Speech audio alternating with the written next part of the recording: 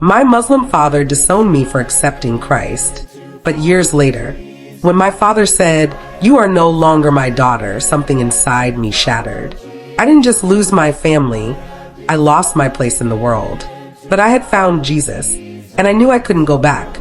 I had no idea that years later, the same man who threw me out would one day hold my hands and weep at the cross of Christ. I was born in Kano, northern Nigeria, into a devoted Muslim family. My father was the imam of our local mosque, a man of deep conviction, great influence, and strict discipline. We were raised to honor Allah, memorize the Quran, and avoid the corruption of Christianity like the plague. From an early age, I learned the rhythm of Islamic prayers, the importance of covering myself properly, and the shame that would come upon anyone who betrayed the faith. My father would always say, "A child that brings shame to the family is like a hand that must be cut off to save the body." I never imagined I would be that child. When I left home to study at the University of Ibadan, I had no plans of converting. I only wanted to study medicine and make my father proud. But God had other plans. During my second year, I met a young woman named Kayamika. She was in my anatomy class, quiet, graceful, always smiling.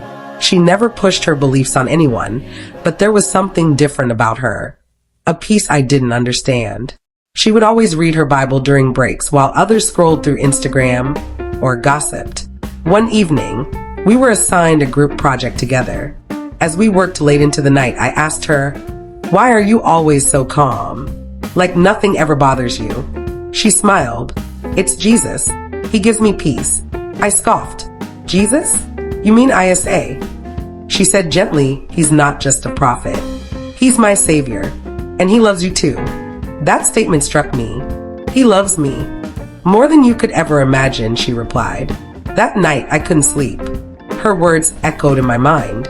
I began to read the Bible secretly.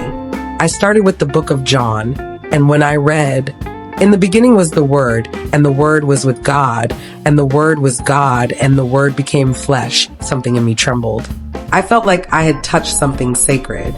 Over the next few weeks, I kept reading, hiding the Bible inside my chemistry textbook. My heart began to change. The words of Jesus, his compassion, his sacrifice, I had never felt anything like it. I started attending a small campus fellowship with Kayamika secretly. The first time I heard the song, "I have decided to follow Jesus, no turning back," I wept uncontrollably. That night, I gave my life to Christ. I knew the cost, but I couldn't deny the truth anymore. Jesus had captured my heart. When I went home during the semester break, I tried to hide it. I prayed quietly in my room and avoided confrontations. But one morning, my younger brother saw me reading the Bible and shouted, "Baba, see what she's doing?" My father burst into my room. His eyes burned with rage. "What is this?" he demanded, holding up the Bible like filth. I stayed silent. "Are you a Christian now?" he shouted. My silence betrayed me. Then came the words I'll never forget. "You are no longer my daughter. You are dead to me. Get out of my house." My mother wept and pleaded, but his mind was made up. He gave me 1 hour to leave. I walked out with nothing but my small bag, a worn-out Bible, and a heart that was breaking in 1,000 pieces. For months, I stayed with Kayamika's family in Lagos. They became my safe haven. Her mother would pray with me, encourage me, and tell me I was not forgotten. But the pain didn't go away. I would cry at night, remembering my father's voice, my mother's tears, my siblings who now refused to talk to me. I had to work part-time to survive. Sometimes I ate once a day. I sold recharge cards on campus and tutored children in the evenings. I was mocked by old friends, called a disgrace to the North, a betrayer. But in the midst of it all, Jesus became more real than ever. He comforted me like no one else could. Whenever I read, "Though my father and mother forsake me, the Lord will receive me," I wept, knowing it was true. Despite the challenges, I pushed through medical school. I graduated with honors. I got a housemanship offer in Abuja. Slowly, things started falling into place. During my internship, I began to share my story in churches, fellowships, even online. People were moved. I would always say, God can restore what was broken. I believe one day my father will come to know Christ. People doubted it. Some said, an imam? He'll never change. But I kept praying. Every birthday, I would send a text to my parents. No reply. Every Ramadan, I sent food packages anonymously. I never stopped loving them. Never stopped believing. It was 7 years later. I had just finished my shift at the hospital when my phone rang. It was an unknown number. Hello. There was silence, then a familiar voice. Amina. I froze. It was my father. Tears filled my eyes. Baba. I'm sorry, he said, voice shaking. Your mother is sick. She asked for you. Can you come?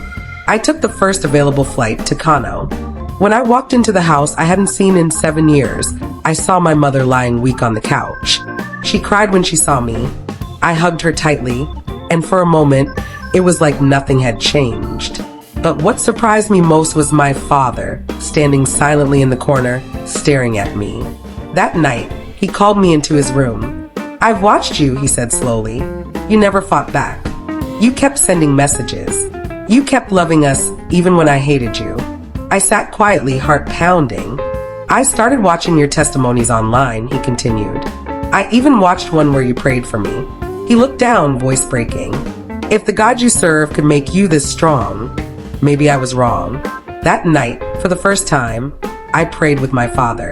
He didn't say much, but he cried. And I knew a seed had been planted. Today, I'm a medical doctor and a full-time Christian speaker. My story has touched thousands. My father hasn't fully accepted Christ yet, but he's no longer the angry man who threw me out. Last Christmas, he asked me to read from the Bible during family dinner. My siblings are speaking to me again. My mother is fully healed. And in every trial, I've seen God's hand. To anyone reading this, I know the pain of rejection. I know what it means to lose everything for Christ. But I also know this: nothing you give up for Jesus is ever wasted. He restores. He heals. He brings beauty out of ashes. I am living proof.